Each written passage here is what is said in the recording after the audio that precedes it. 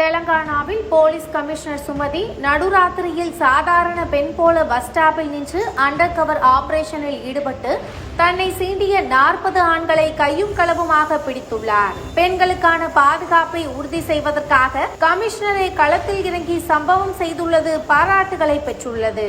தெலங்கானாவின் மல்கஜ்கிரி பகுதி போலீஸ் கமிஷனராக சுமதி என்பவர் கடந்த 1ஆம் தேதி பதவியேற்றுக் கொண்டார். மல்கஜ்கிரியின் முதல் பெண் கமிஷனர் என்ற பெருமையையும் சுமதி பெற்றுள்ளார். அந்த பகுதிகளில் இரவு நேரத்தில் பெண்களால் வெளியே தைரியமாக நடமாட முடியாத சூழல் இருப்பதாக குற்றச்சாட்டு இருக்கிறது.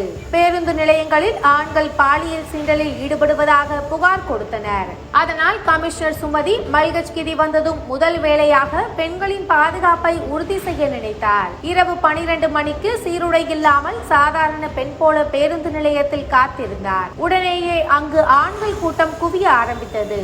ஆனால் தன்னை போலீஸ் பட்டாளமே தூரத்தில் நின்று கண்காணித்துக் கொண்டிருக்கிறது என்பது அவர்களுக்கு தெரியாது. வம்பிழுப்பது, மோசமான வார்த்தைகளில் பேசுவது என கமிஷனரை பலரும் சீண்டியுள்ளனர். அங்கு வந்த இளைஞர்கள் அனைவரையும் தூரத்தில் வைத்து போலீசார் குண்டுக்கட்டாக தூக்கியுள்ளனர். சுமார் 3 மணி நேரத்திற்கு கமிஷனர் அந்த இடத்தில் நின்று அண்டர் கவர் ஆபரேஷனில் ஈடுபட்டுள்ளார். அதில் மொத்தமாக 40 பேர் போலீசிடம் கையும் களவுமாக சிக்கியுள்ளனர். பின்னர் அவர்களை எல்லாம் வைத்து பெண்கள் பாதுகாப்பு தொடர்பாக கவுன்சிலிங் கொடுக்கப்பட்டுள்ளது. பெண்களுக்காக கமிஷனரே விடிய விடிய நின்று பாதுகாப்பை உறுதி செய்துள்ளது அனைவராலும் பாராட்டப்பட்டு வருகிறது.